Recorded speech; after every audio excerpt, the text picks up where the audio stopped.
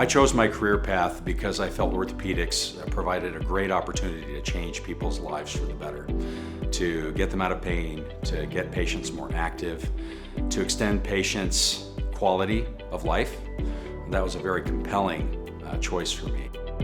I'm very experienced with treatment of all problems that have to do with shoulder. I'm a shoulder specialist. I have a large team with a research team, assistants in the office, physician assistants, and surgical assistants that are all specialized in the shoulder. So when you come here, you have me at the helm of a team of shoulder specialists to really take care of you and really hone in on your shoulder and get you the best outcome possible.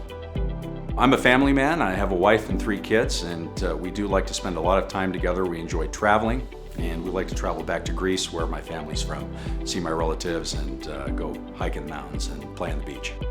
People may be surprised when they find out that most of the year I tend to bike to work. So please be safe on the road.